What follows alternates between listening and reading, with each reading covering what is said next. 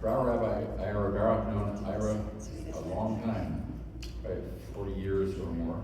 And yeah, in the movement. And so, don't have a lot to introduce. He's going to talk about himself and his new book. I haven't seen the book. I didn't know he had a book out. I'm glad I saw it and I get a copy.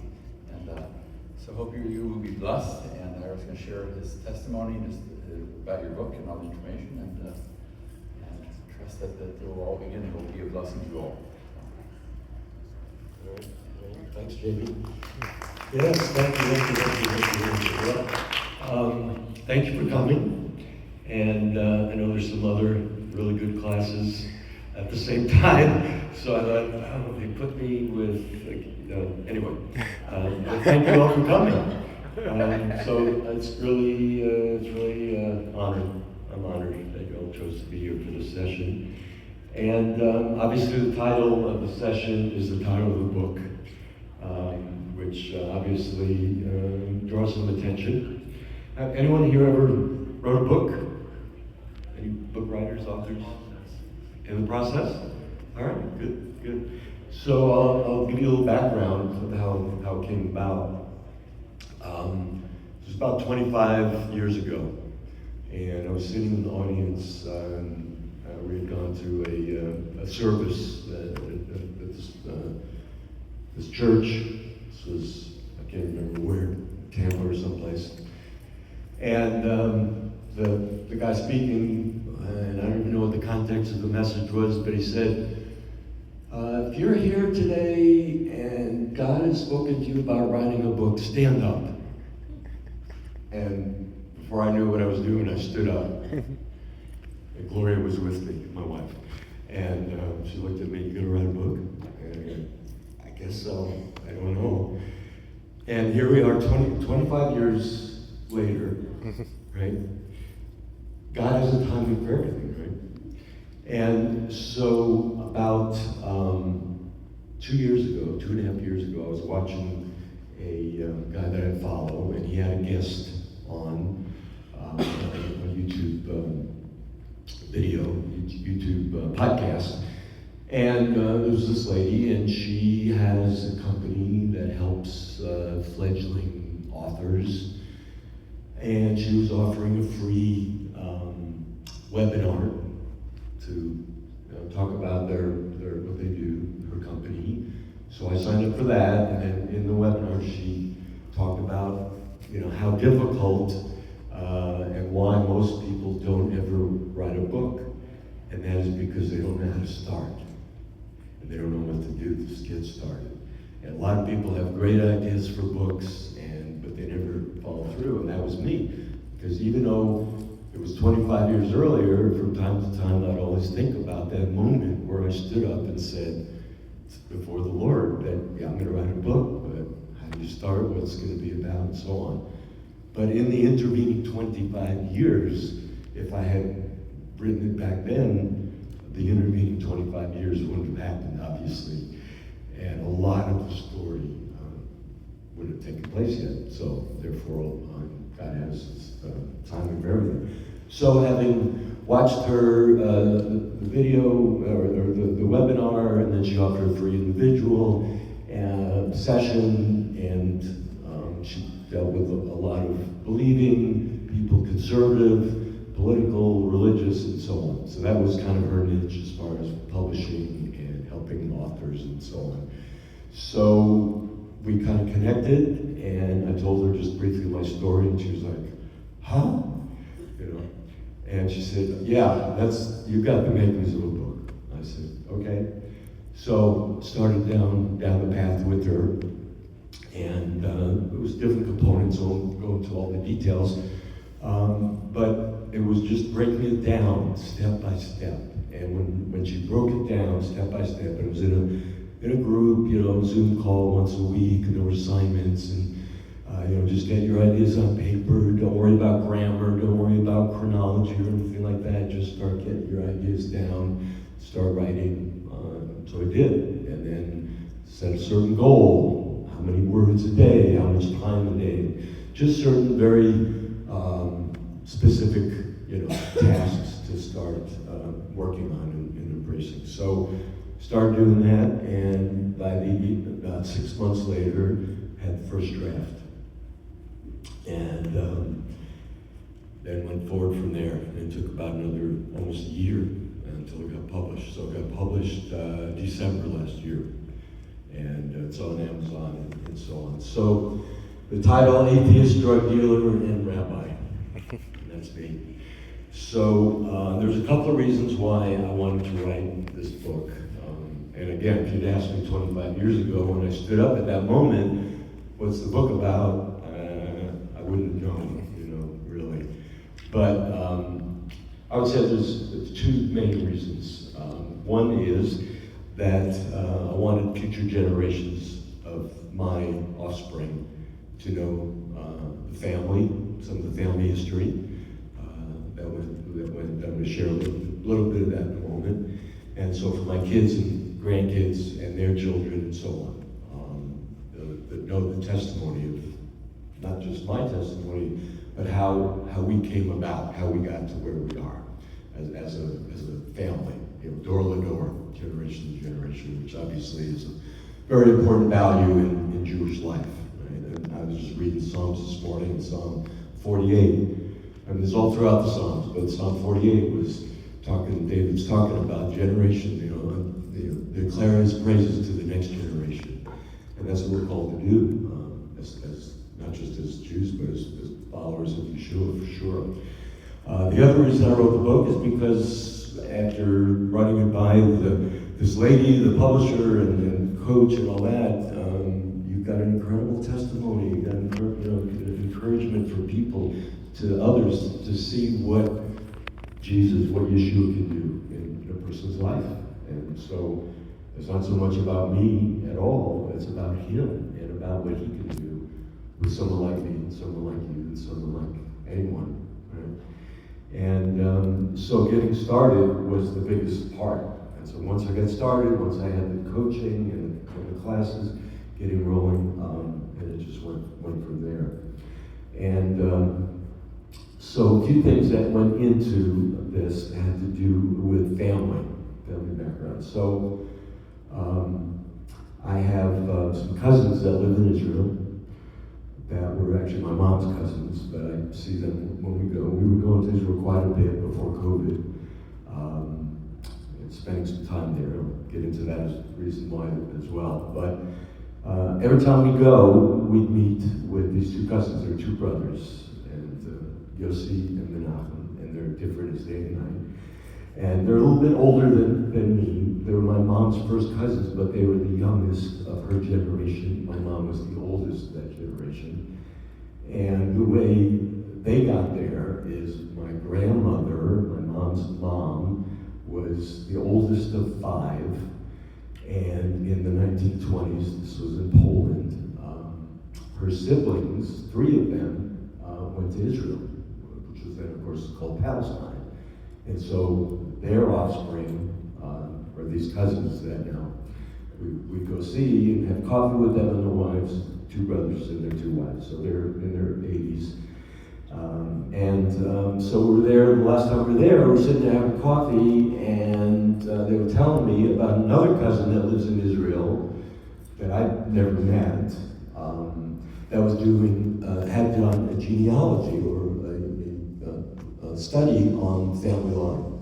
And he traced our family line on my grandmother's side, the Lagermans, family name, back to a rabbi in Prague, who was the chief rabbi of Prague in the 1500s, late 1500s, a guy by the name of Yitzhak Chayut. So they're sitting there telling me about Yitzhak's Chayut, and one of them says, no, it's pronounced, it's Chayot, not Chayut. So these are Israelis, right? And you know Israelis, even though they're brothers, no, it's Chayut. No, it's Chayot. Well, what's the difference if you know Hebrew at all? Chayot is animals, and Chayut is, Chayot is life, and Chayut is animals, Chayut is life, right? So in the Hebrew, it's spelled the same way without the vowels, so they're having this discussion, and I'm thinking, wait a second, we had a great great-great that was the chief rabbi of Prague, and they're having this little squabble about how to pronounce his name, right? So that was kind of funny. I said, well, can you give me Jacob was his name, the other cousin, his contact info? I'd like to learn more about this ancestor that was chief rabbi of Prague back in the 1600s. And his grandson apparently was also chief rabbi afterwards. And so I did. I connected with Jacob Rosenfeld, was his name. And so he sent me more data, information about the family line. Told me it was the Linerman side, that's my grandmother, and so on and so on. So, and then last summer, I know I'm jumping around a bit, but last summer we went to Poland. Carol was there, and for a conference, and we drove over to Prague. And anyone ever been to Prague? Amazing place. And so it's the only city that was taken by the Nazis that wasn't, the Jewish community wasn't destroyed. I mean, people were, but the buildings were preserved as a monument in Hitler's mind to the civilization they had conquered. Yeah, which of course we know how that worked out, right? But it's preserved, so God, in His infinite wisdom that we don't always understand, use that to preserve Prague. It's a beautiful city. The Jewish quarter is amazing. So you buy a ticket to go to the Jewish Museum, and you think you're going to go to a building that has all kinds of stuff. Well, no. Jewish Museum is about 5 different synagogues, that some of which are still in operation. One of them is the oldest synagogue in, I believe, all of Europe. It goes back to the 1500s. And in each of these synagogues, there are displays of, things in the past and artifacts and so on. And so one of them, the biggest one that we went to, I was walking around, Lori was walking around her room, and she called me over and said, look at this. So there's this electronic display, where you push the button and it calls up more information. And it had the rabbis of Prague, pushed the button, and my ancestor's name came up with a whole bio. Now, I had already written the book, so I couldn't add more to it. But he's in the book, and so it's huh? It's your tribe. What? Your tribe. The tribe? Oh, we don't know the tribe. I don't know the tribe. The only ones that know tribes are the Levites and Cohens. Kohanim. Well, they're all from the same tribe, but Cohens are Kohanim, the priestly family, and Levites are Levi. Anyone with a name like that is typically from Levi, but we don't know what the family. All right, he didn't trace it further back. We didn't go back to first centuries. So anyway, I'll share a little bit more about my family. So tracing the what do you call it, the wandering Jews, and that's most of our Jewish families were wandering throughout Europe and whatnot. Rabbi Kayud actually was in Portugal for a season, apparently, and was in Prague as chief rabbi. Also went to Poland, where he passed away. And he also apparently spent time in a region in France. There's a famous area in France where a lot of Hasidic rabbis were taught in established schools, and he had been there for a while as well. Interesting, fast forward to when I was growing up.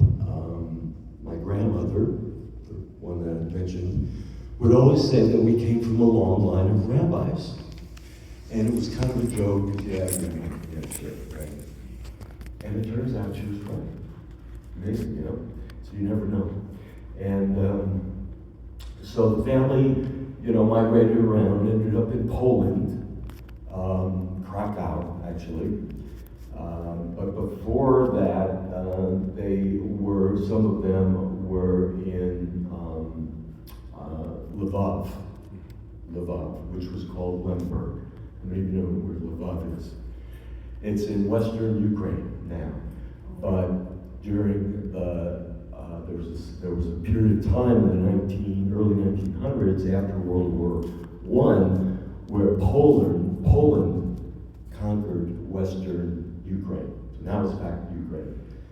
So several family stories happened there. One of the stories was there was a cousin of my grandmother's other side, called Steiger. That was the family name. So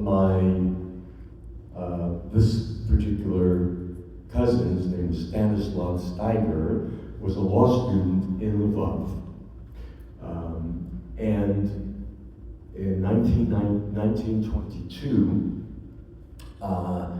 there was a convention, and the King of Poland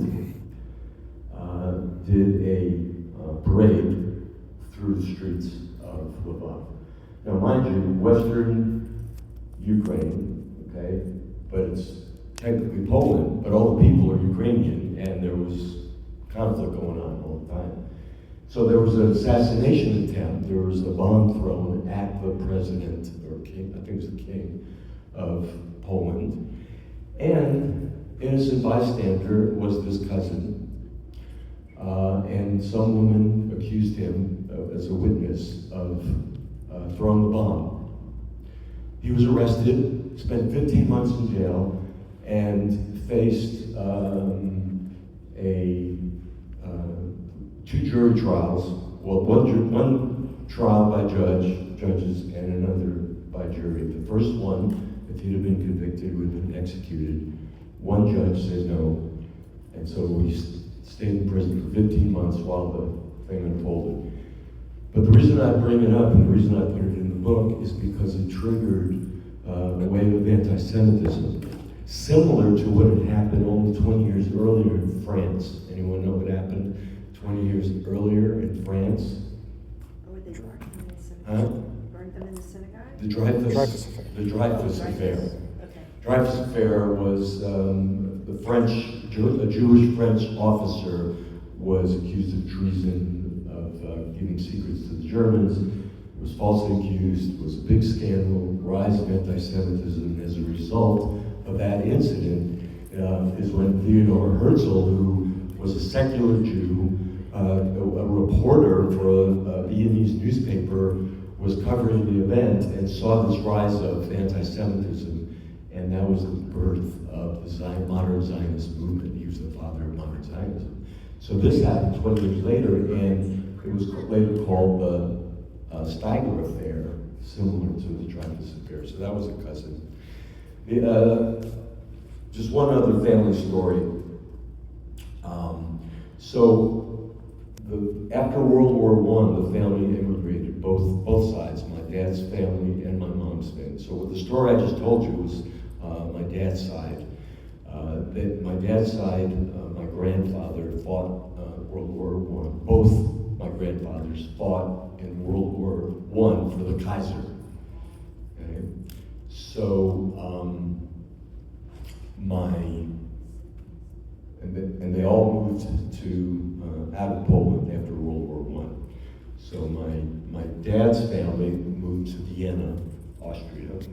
My mom's family moved to Berlin, Germany. Okay? And that's where they lived until the Nazis came in. So on my dad's side, the Steigers and so on, so my dad grew up in Vienna, although he was born in Lemberg. And then my mom's family, they came to Berlin. And so in the 1930s, Hitler comes to power, 1933. Right? So things got bad for the Jewish people. So my grandfather, who had fought for the Kaiser and was actually wounded, captured by the Russians. Anyway, it's in there as well. But he realizes something is not, things are not going well. So this is 1936. They lived under Hitler for 3 years. Okay, friends started disappearing. Okay, I remember Mom telling me about this. And so my grandfather was very outgoing. He was an accountant. He was very outgoing, had a reputation as a woman's man, whatever that meant. And anyway, he had friends that were Nazi officers, did their taxes and, you know, that kind of thing. They were clients. And he found out that things were not going to go well. So they made plans to leave. They got visas to come to the States because his sister had and her husband lived in the Bronx, had a paint store in Hunts Point, and they got them the visas to come to the States. But before they were going to go, they decided to visit my grandfather's family that were still living in Poland, Krakow at the time. So they moved out of their apartment, put their stuff with a family member. They went to Poland, and they did not bring their visas with them because they were going to go back to Berlin, get on the train to Paris, and take the boat to the States. So they're in Krakow, and they get a phone call. My grandfather gets a phone call, don't come back to Berlin, they're looking for you. So, what are they going to do? So, they have to get their visas. So they have this plan. Anyway, long story short, it's in the book. My grandmother and my mom and her sister, so my mom is 15, and her sister is 11. They go back to Berlin. My grandfather says, I'll meet you in Paris. So the chapter in the book is called Rendezvous in Paris. So my mom actually wrote the story, and I found it on her computer. We found her on her computer after she passed away. And so they go back to Berlin, living in fear. They were there for a few days, and they get on the train, go to Paris. Is Grandpa going to show up? Is he going to find them? How do we know? Don't know. So they get to Paris, and it happens to be the Paris World's Fair 1936. People all over. The hotel they were supposed to stay in was full, couldn't get it, so they found some place to stay. How's Papa gonna find it? So anyway, whole story of how he got there, but it's Erev Yom Kippur. There's a knock on the door. They open the door and it's him. And it's amazing. So, and then of course they get on a boat and they come to the States, and that's their story. The other story I wanted to share, which I found out more recently also, was on my dad's side. So my dad grew up in Vienna, came to the States. He was the firstborn, so he went first, and they had my grandmother's cousin Steigers had left Poland in the 1920s and gone to Uruguay. And it was a couple, they were first cousins that married each other, which was common back then in the Jewish world, as you may know. And so they were living in Montevideo, and so they were able to sponsor my dad and his family to go to Uruguay. Well, my dad was 18, and he found out, he was part of the Zionist club, and he found out that the Nazis hadn't come in yet. The Anschluss, you know, in the history of World War II, was when the Nazis annexed Austria. Hadn't happened yet, but things were moving towards that direction. There was a lot of anti-Semitism. Vienna had been a real center of Jewish life for many years, center of culture and so on, music, arts, all that. So my dad got on a boat by himself and made it to Uruguay. The family then followed him. My grandfather was a furrier, had a successful fur business in Berlin, which he had to basically, give up to the Nazis. Legally took it, which I don't know how that worked, but we found papers later where the Nazis legally took over his business, which apparently was the thing they did. So my dad then came to New York and joined the army. And we knew that he had been part of, that he was an interpreter, because he spoke German. So he had gone over, as part of his military service, was sent over to Germany to interrogate or interpret for the prisoners of war. What I didn't know till much more recently was that he was part of a group called the Ritchie Boys. Anyone ever heard of them? There's documentaries about them, there's a couple of books about them, which I got into.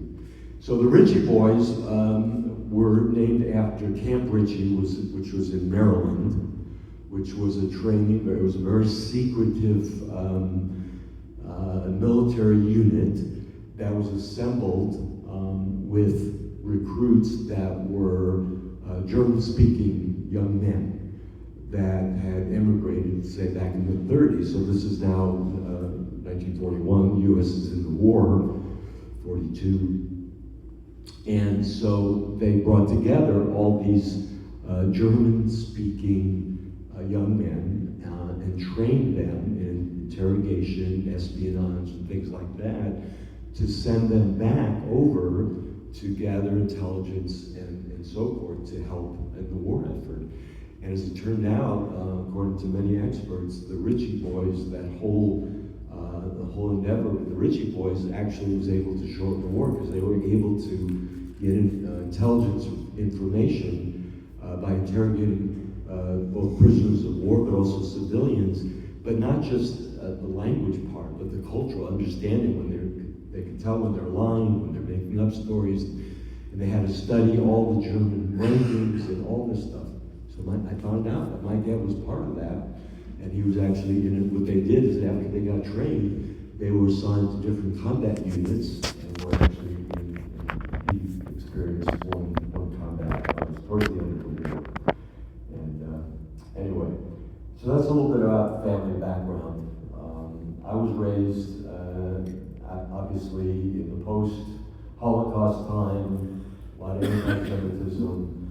When I was born, we lived in Long Island, and then moved into Manhattan. I was about 7 years old, started grade school.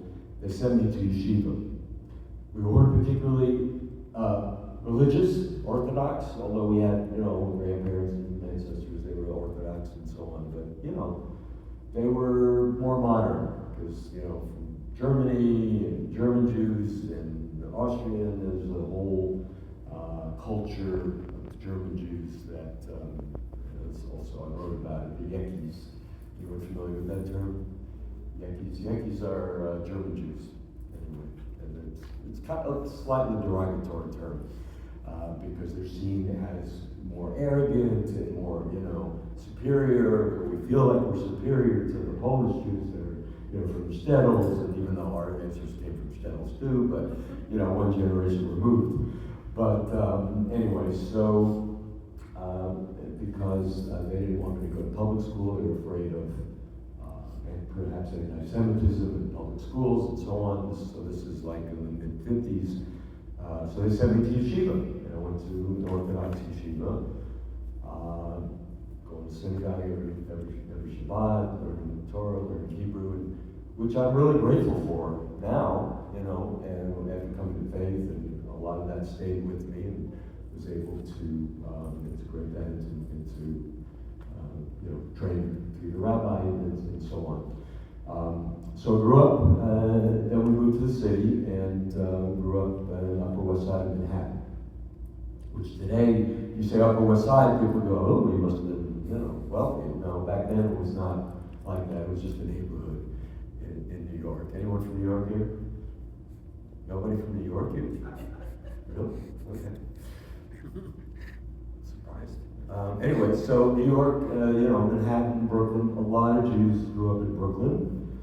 And some in Manhattan was more for the supposedly, better, higher polluting, if that's the right term. So I grew up there, went to yeshiva, and that was it. And I have an older brother who's 7 years older, and I always looked to him. He was my go-to person. When when I was 11 years old. So my parents met in New York in an organization for German immigrants. And so they got married. And what can I say? When I was about 11 years old, they got divorced. But prior to the divorce, things were not well, obviously, as is the case in most divorces, right? A lot of arguing, a lot of fighting, and okay. Time flies when you're having fun. Yeah, so a lot of fighting, and the divorce really affected me, as most divorces do for kids, particularly that age. But it was doubly worse because in the Jewish world at that time, divorce was not common at all. It was unheard of, really. So it was very shameful to be going to an Orthodox yeshiva, going to synagogue. Parents split, my dad lived close by, so I would be with him on weekends. We'd go to shul, go to synagogue, and we pretended on the outside to be Orthodox, but we weren't really, because, Saturday night, we'd go to a Chinese restaurant, eat shrimp and lobster, but at home, we'd have 2 sets of dishes and pretend to be, it was a little confusing, right? Because no one ever explained that. I guess we just thought, well, it's okay, if you're out, it doesn't matter, but, at home, have 2 sets of dishes and all that. But anyway, so it was really difficult, and I had my bar mitzvah, like good Jewish boys did, and trainings. I read the whole Torah portion in Hebrew and the whole thing, Torah and all that. And but not too long after, I graduated from yeshiva and I graduated from Judaism. And I would go to synagogue. I was in high school. I went to a public high school, and pretty much that was it. This is now the late 60s, and the Vietnam War is going in full force. And I got first it was I was pro-America and all that, but then slowly got involved with the anti-war movement in senior year, especially in high school, and then went off to college, University of Wisconsin, which seems like an odd choice. There's only really one reason why I chose to go to the University of Wisconsin, and that's because that's where my brother went. And that was like, okay, I'm going to do everything he does. And by this time, he went on to San Francisco, was a hippie, in the early days of the Haight-Ashbury, late 60s. And so I picked up that cue, was involved in the protest movement at the university and all that, and got involved with drinking. And of course, the person that turned me on to marijuana, who do you think that was? My brother, of course. And summer of senior high school, graduated high school, okay. And by the way, through high school, I was a jock, I was a swimmer. So, I was into the drugs, those are, those kids. But now, okay, let's give this marijuana a try. From that moment on, no stop. No stop as far as, partying, drinking, drugging, all that. So that went on for a number of years. Dropped out of college, went out to Colorado. And Boulder was going to take a semester off college. Don't do that. If you're in college, don't take a semester off. Are you in college? I am in college, yeah. Okay. Stay with it. Yeah, I'll take a semester off, no problem. Go out to Boulder, fell in love with the mountains. Couldn't go back to Wisconsin. It's cold there. It's like terrible winters. And no, I'm just going to hang out here. Boulder, Colorado, 1970. So if you know anything about Colorado, it says it all. That's where marijuana was flowing. It was great. And so I had some friends that were from Wisconsin that were out there, we hung out together and started living together, just smoking pot all day and all that. And And one day I thought, you know what? There's people making money at this. Why should I just pay retail, right? Isn't that the right thing for a Jewish boy? Don't pay retail. So, started getting involved in dealing. And I had friends back in Wisconsin that were now also smoking pot. So, hey, great market. Take it back there, sell it to them. Great. All right, enough of that stuff. So, a few years later, I got married. My first wife, we were basically hippies, and also there were drugs and dealing. And again, it's in the book. More detailed, some of the stories, crazy stories. Did get arrested. Got out of that by God's grace, if I can say that. And anyway, so my first wife and I had 2 children, and we ended up getting divorced. You know, it was a family thing, generational thing, as I've come to understand it as well. Different reasons, won't go into details again. Read the book if you care to. And so I met Gloria, who I've been married to now. We're coming up on our 42nd anniversary, August 1st. And people ask me, so how did you guys meet? You're such a wonderful couple. Well, we met in a bar. I was married to someone else, so we don't recommend that. But yeah, and she was working in the same place that my wife was at the time, and we started partying all together and whatnot. And as a result, our first wife and I split up. We had 2 small children at the time. The older one now just turned 50, and the other one's 48. But anyway, so one thing led to another. Gloria and I got together, and there was a big turning point in our spiritual journey, let's say. So at this point, the atheist part, so I talked about the drug dealer, but the atheist part. So really I would say I had never really had a personal relationship with God. You know, going to synagogue, and you know, if you grew up Jewish, you know what I'm talking about. It's just traditions and the do's and don'ts, and you know, what other people think, and all that. And that was pretty much it. If you would ask me about God back then, he didn't care about me. He's up there. You know, maybe he's there, maybe he's not. I don't know. But I came to a point where really I just was outright atheist, which to me is, now looking back, is really silly, because atheism is, you know, it takes more to believe.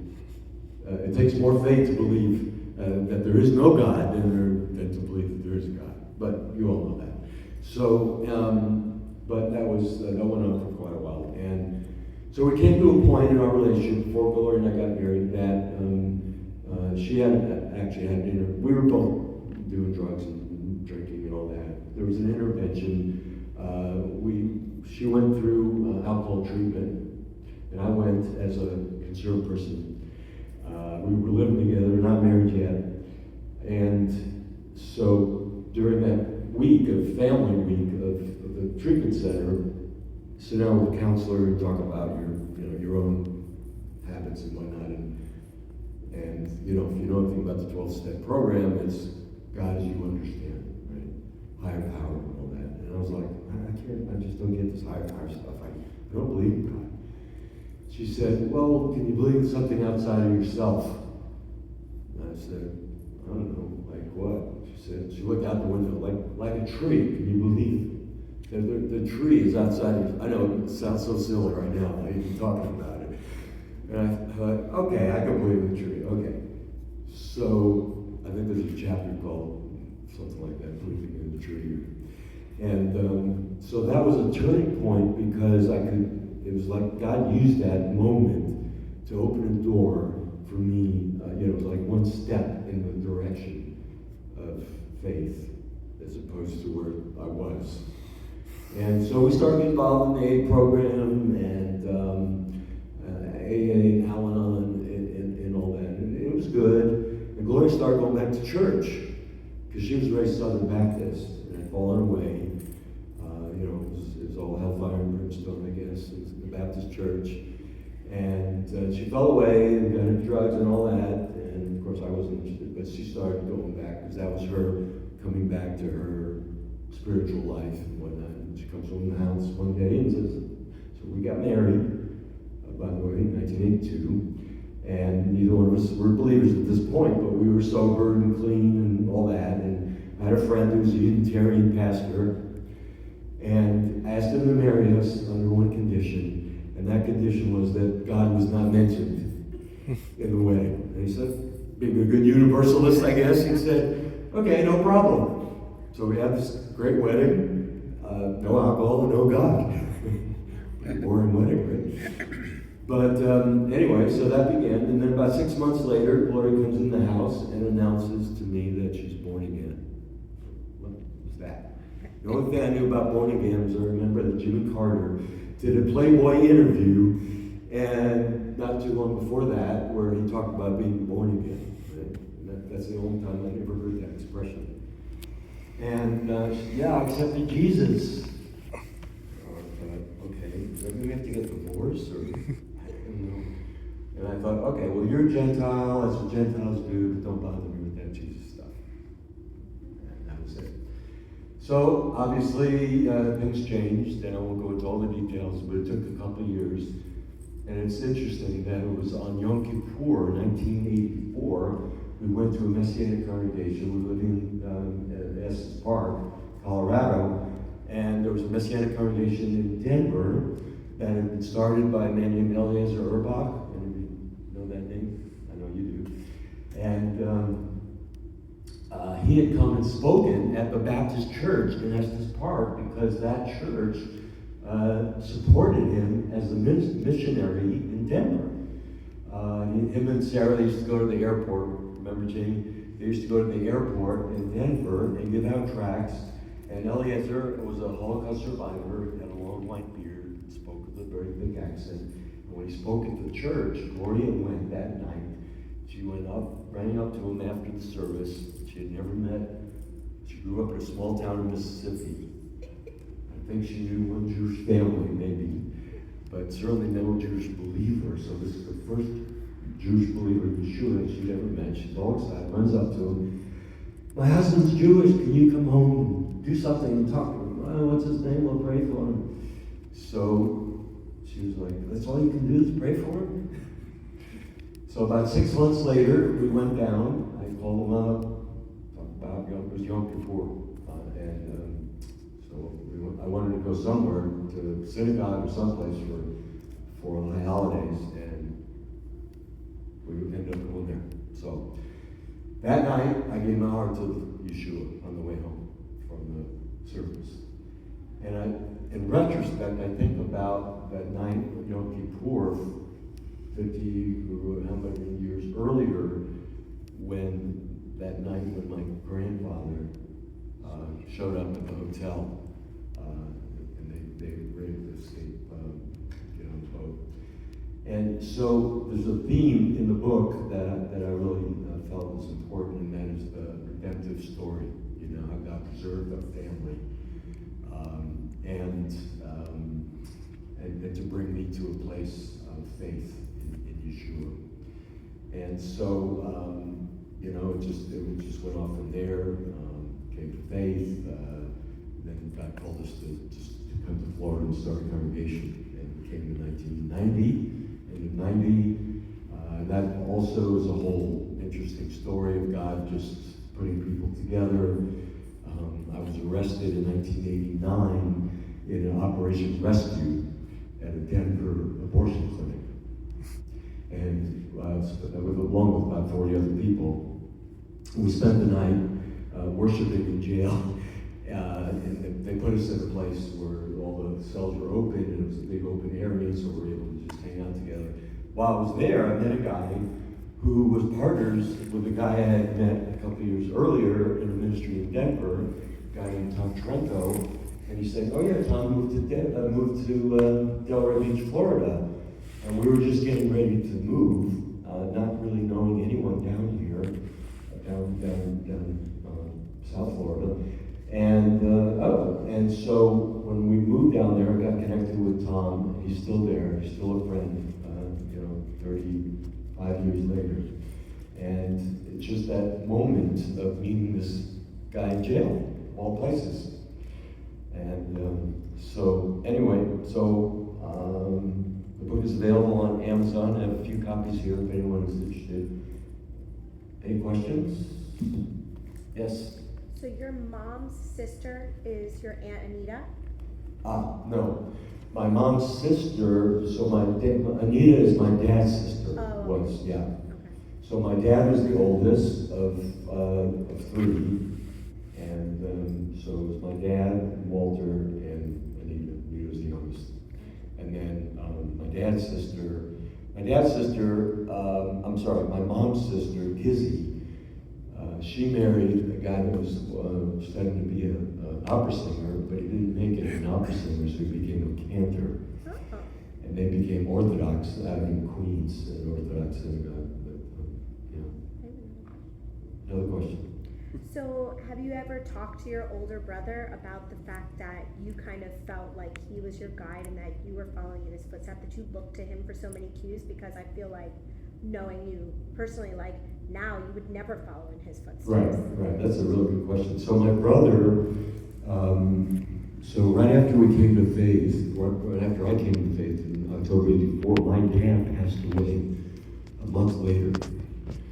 And so we were on the way to the cemetery. Actually, I was with my brother and I shared my faith with him. I shared the whole story of what had happened. And, he was okay. But he knows that the influence that he had in my life. And it's funny because I was just there the first time in about 5 or 6 years, I think, in New York. He's lived in New York all these years.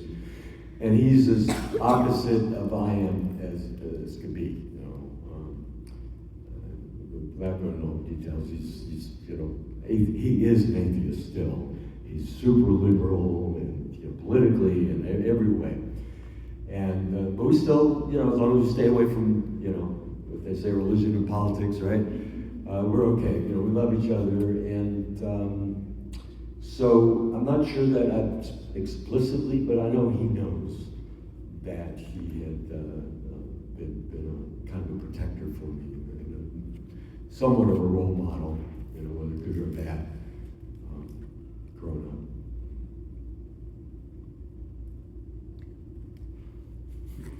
Go ahead, Elise.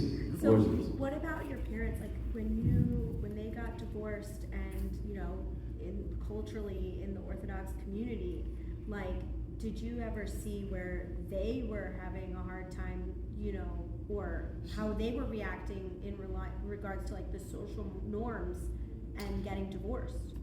Yeah, so it's a really good question because I never remember anyone in that world saying anything to me about it. Don't forget I was 11 years old, right? My grandparents, my mom's parents, obviously were not happy at all, and so there was this scene. I mentioned the shame of the divorce, and there were several incidents that reinforced that shame. But one of the most shaming moments happened when my brother was on the bus to leave to go to college. So he's 18, I'm 11. Parents are already divorced, or at least they were definitely separated. I don't know if it was fully legal yet. We're at the bus station, so it's my mom, my dad, and my grandparents, my mom's parents. And my dad had borrowed money from them to buy the house that he bought for the family in Long Island. So, 15 years earlier, maybe 10 years earlier, right? And he hadn't fully paid it back.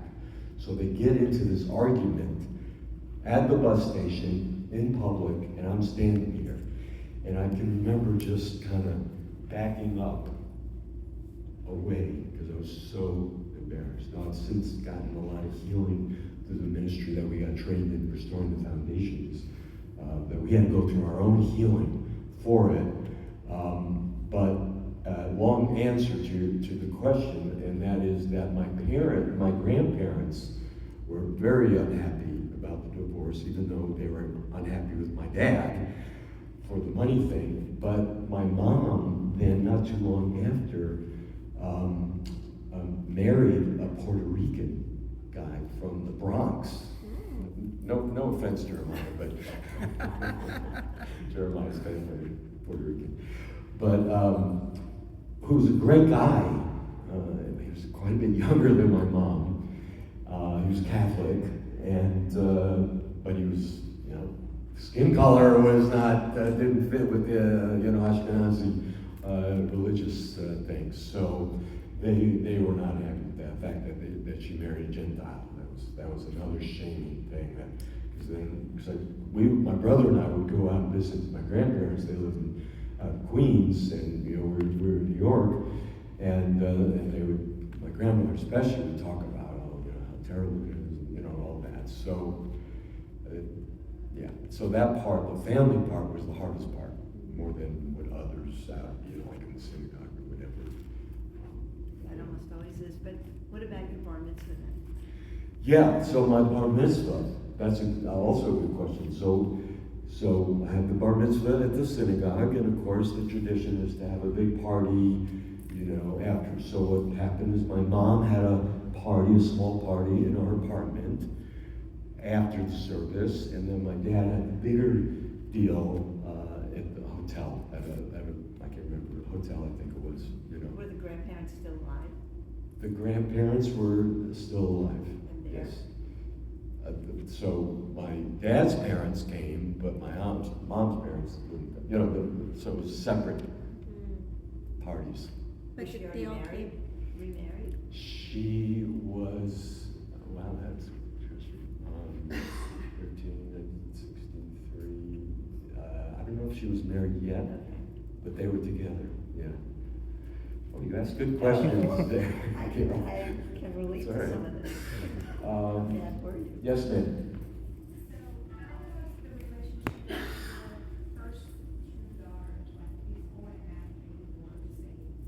Okay, so my first two children, the oldest, is that who you're asking about, the first two children? Yeah, so the oldest one is a daughter, the second is a son. We have a great relationship, and so we would get them on weekends after the divorce, and they both made professions of faith.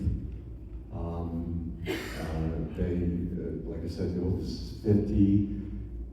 She has 4 grown children, and the son has a 3-year-old. He started late. He's 48. But we get along great, and now Gloria and I have 3. They're also grown. All 5 of our kids are grown, and we have 10 grandchildren. But all 5 of our kids, the 2 from the oldest and the 3 from Gloria and I, they're all close. They all get along. Yeah, they're all very, supportive of us and ministry and so on. Yes, sir. I'm interested in your calling to be a rabbi, although you have it also genetically, but I just grew up in Kodesh, not that grew up in Kodesh. Calling to be a rabbi, well, there's a little of the history of it. Of how I became called to be a rabbi? Okay. Yeah, really good question. So when I came to faith, Eliezer, as he was for many young Jewish men at the time, was a mentor for me. And he encouraged me to go into full-time ministry. And at the time, Moody, no slur on Moody, but it was just the way it was, wouldn't take you if you were divorced. I suspect it's changed since then, but back then, because that was the path that he recommended, which would have been with chosen people, which back then was called the American Board of Missions to the Jews. So he recognized the calling on my life to be in ministry full time. And so I started that process, but when that wasn't going to be an opportunity, it actually happened at Glorietta. This was Southwest, so we were in Colorado Springs at the time, and we were part of starting a Messianic congregation in Colorado Springs. I wasn't the leader back then, but Bill Berg was the leader. And the UMJC regional conference was in Glorietta, New Mexico. So we went there, and that's where I met a lot of guys that are friends still today, like Jamie and his wife Dina. And one of the guys that we met there was Marty Waldman. And Marty had been with ABMJ for the season, and we hit it off at that time, and I shared with him about what was going on, and he said, you really should consider congregational ministry. What do you mean? Well, like starting a congregation. I went, oh, okay. So we prayed about it and felt confirmation, but where to go, how that was going to be. So at the time, UOJC had a yeshiva program. Now we recommend or endorse certain other schools, but we had our own school back then, Yeshiva Institute, and so I enrolled in that, started taking courses through that, and one of the courses was in Tampa, Florida, actually. And that's where I met John Fisher for the first time. So this is like 1987, 86, 87, something like that. And while I was there, I met a guy who lived in Florida, Palm Beach County, and he was there for a few days, then he left, but we kind of exchanged numbers and kept in touch, and I asked him how come he left. He said, well, I felt like the reason I was there, the reason I was there happened, and so I didn't need to stay. And I said, what do you mean? He said, well, I prayed about meeting someone that God was going to use. He wasn't a congregational leader, but he wanted to help start a congregation, that he had met someone that he believed God was calling to start a congregation in Palm Beach County, and that was you, he said to me. And I said, oh, Palm Beach County, okay. Never thought of that. South Florida, only old people live in South Florida, I don't know. And so we thought we would maybe go to New York or California, because that's where the two Jewish centers were. And so we came for a visit, connected with the guy I told you about, the partner, the guy that from prison, from jail, not prison, jail. But anyway, so went through the yeshiva program, became ordained through the UOJC. That's, well, I don't know if it's a short answer, but medium. Any others? I think, are we out of time? I think so. Thank you. Yeah, thank you all for coming. Really appreciate it. If you're interested in the book, and thank you. I have some copies. You can also get it at Amazon. And if you do read it and you like it, please, it helps a lot if you put a review on Amazon. Only if it's a good review, though. That's it. Well, but thank you so much for this time, and thank you for the folks that came to hear the story of this guy, the atheist drug dealer rabbi. But thank you, God, that more important than any of those is my relationship with you and all of our relationship with you. And the focus is who you are and on Yeshua.